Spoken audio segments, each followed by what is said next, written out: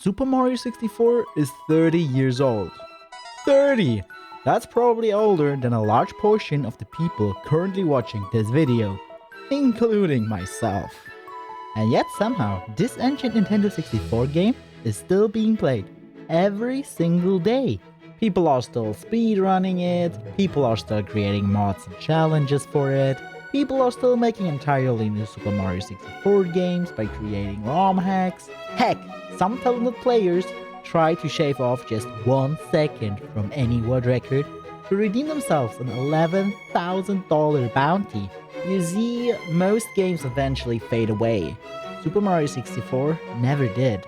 So what exactly makes Super Mario 64 so special?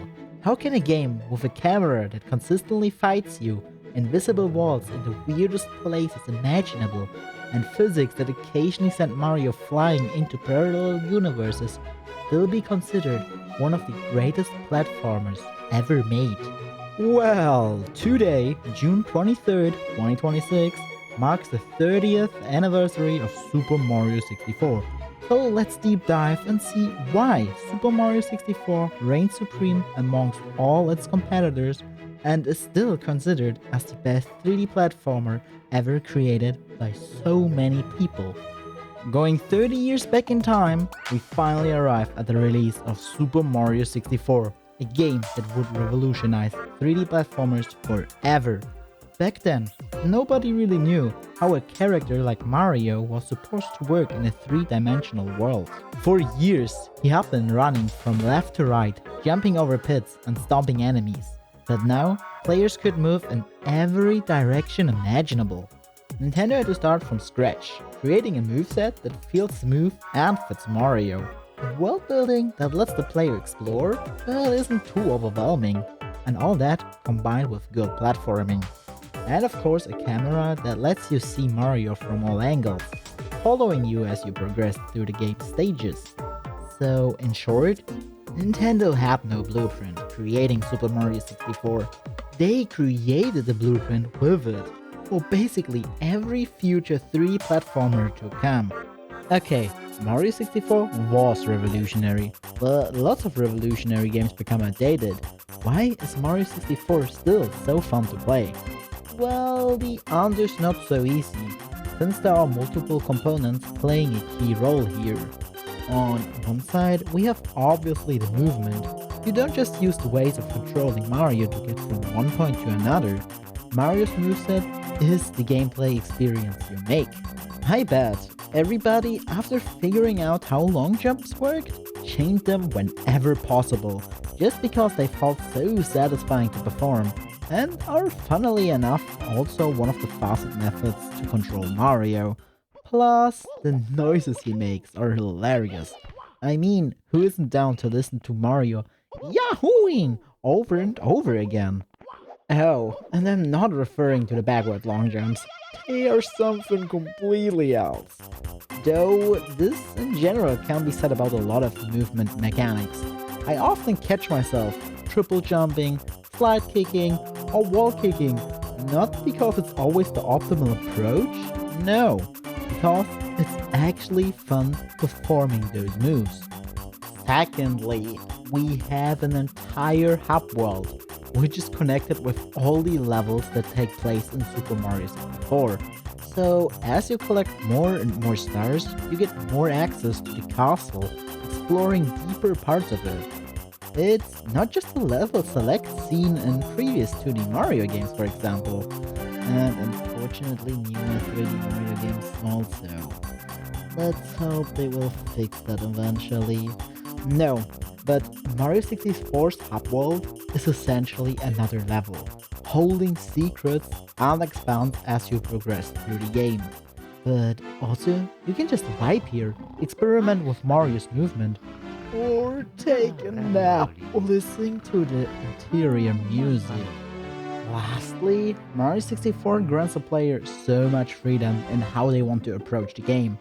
At first, you're forced to visit course 1, Bob-omb Battlefield, but with the more stars you're collecting, the more choices you get to choose which level you want to visit next.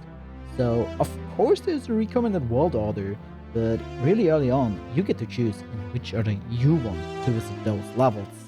And in general, most of the levels are designed after an open sandbox theme, which means from your first visit, you can go anywhere and explore the levels however you like. Even most of the stars are available from the beginning. So occasionally you have a mission you need to beat first before doing another star, but that's just true for a few stars. Usually you have access to them all right away, allowing you to go for a different star order every time you play this game. Surely there are a lot of possibilities. Alright, now if Mario 64 was perfect, this would pretty much be a wrap. But big surprise, it isn't. One of the major flaws this game has, and a lot of people are getting overwhelmed by, is Lakitu, the camera guy. Yes, I mean the camera. Like I mentioned earlier, this game is notorious for its camera, trying its absolute hardest to mess with you. Believe me, over the past 30 years, there were a lot of Marios falling into the abyss, just due to that method of a cameraman trolling countless of Marios. So, is the camera outdated? Absolutely it is. Does it occasionally decide that the wall you're standing next to is far more interesting than Mario himself? Also yeah, but despite all that, once you spend enough time with the game, you eventually learn how the camera behaves and start adapting, working together with Lakitu, instead of consistently fighting against his questionable decision making. Of course it's not as smooth like a modern camera you can turn by 360 degrees, but again, Mario 64 was pioneering something for generations to follow. At its absolute worst, the drunk camera at least delivers the potential of some good old memes, right? Of course, Lakitu isn't the only obstacle standing in Mario's way.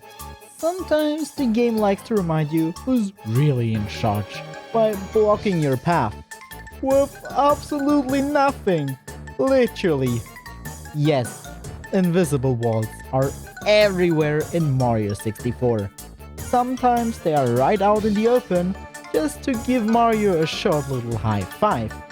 Then there's TikTok Clock, for example, which is loaded with invisible walls, infamous for their deadly behavior, since bonking into one of them can easily cause you to fall all the way down. In fact, people are so fascinated by Mario 64 invisible walls that Pen Koek literally made a video nearly 4 hours long documenting them all, which has gained over 8 million views at this point.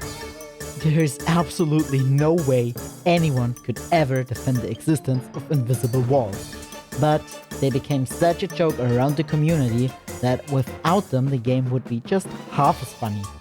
Another phenomenon of Mario 64 are the so-called BLJs, one of the most famous glitches in gaming history. What probably started out as a programming oversight eventually became one of the defining features of the game. By building up absurd amount of backward speed, Mario can phase through doors, stairs, and all sorts of barriers that were never meant to be bypassed. As ridiculous as that sounds, BLJs completely changed how people approach Super Mario 64. Suddenly, players weren't just trying to beat the game. No, they were trying to break it. Entire speedrun categories were built around these discoveries. New strategies were discovered. Players pushed the game further and further, constantly finding new ways to break the rules of Super Mario 64. And that's part of what makes the game so special.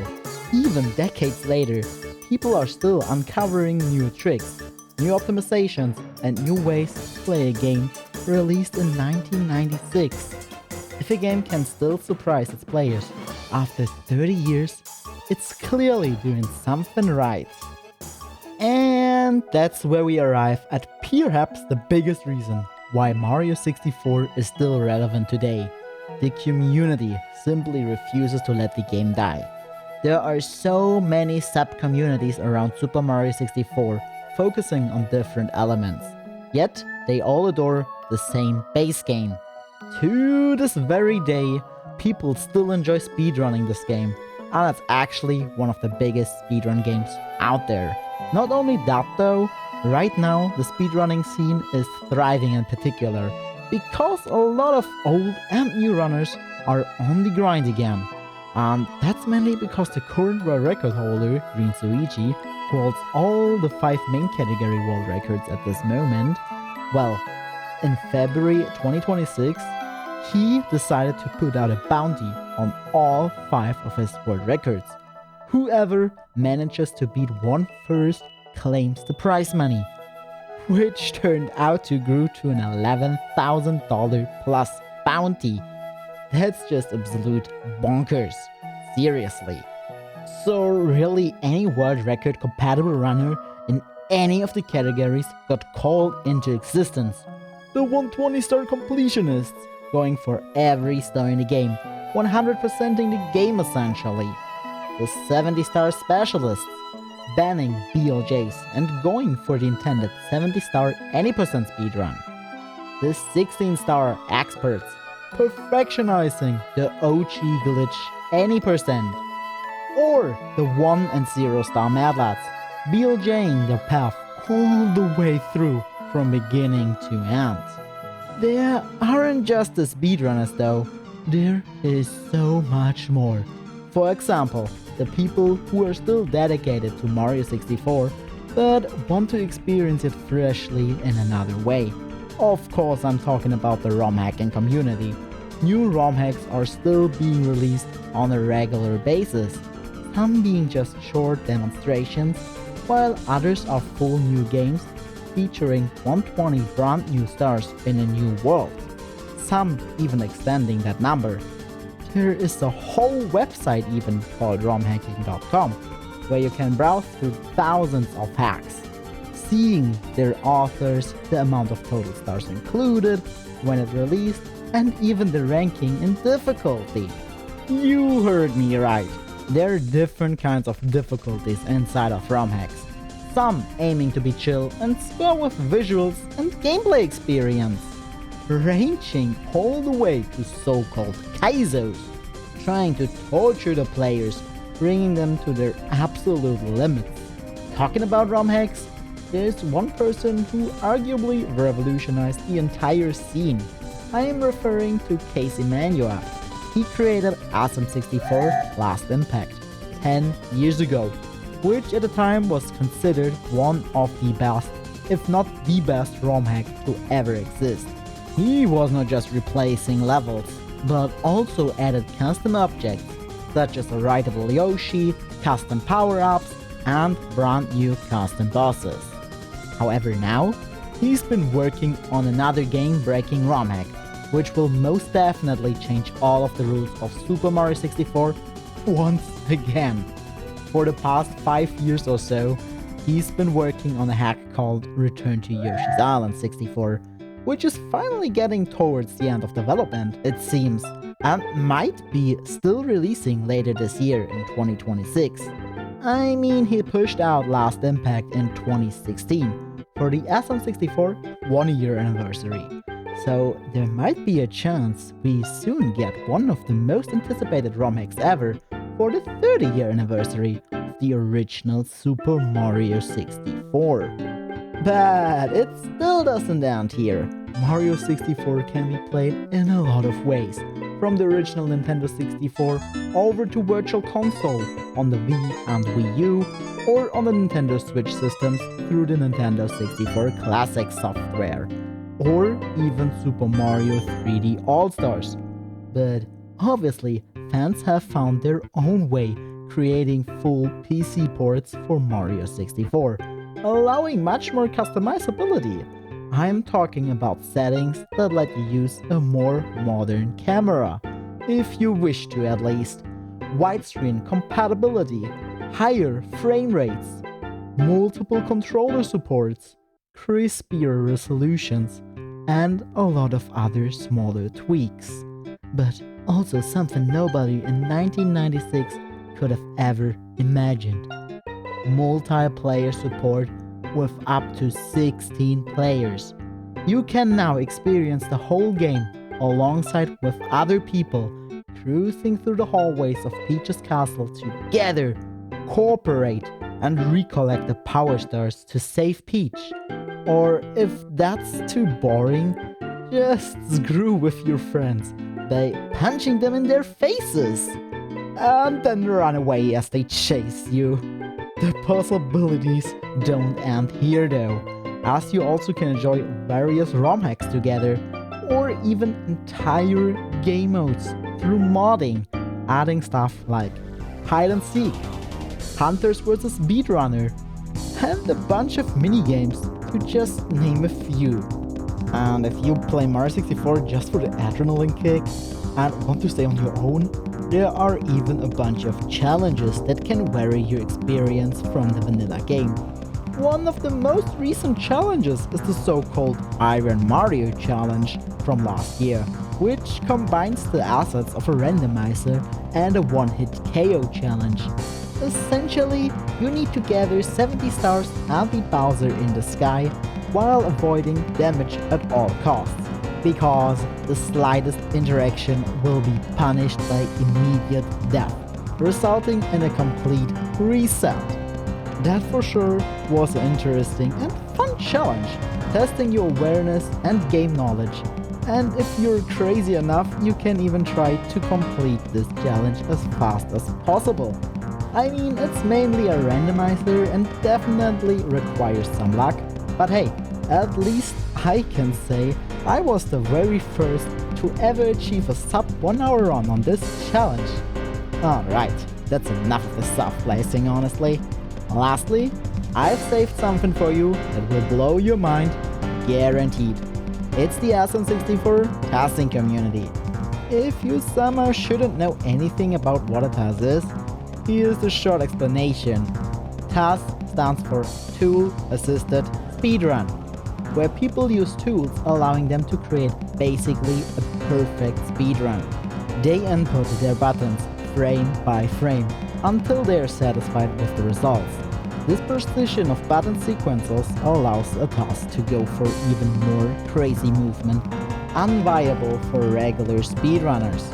So they much more often use the exploit of BLJing and combining this with the so-called parallel universe movement, which looks like this.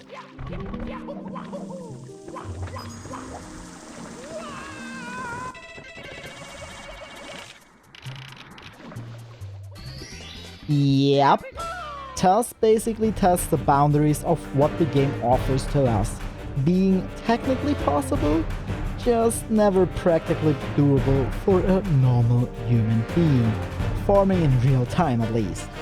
All these unusual tricks and discoveries make TASes blow other players' minds, even those from top-level speedrunners, as those have complete different approach on the game.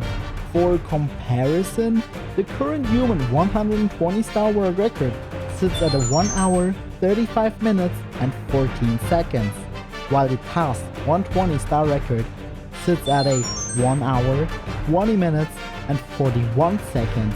This is almost a 15-minute difference between real-time speedrun and TAS. But did I mention this TAS is from all the way back in 2012? No? Yeah, this TAS is quite outdated, isn't it?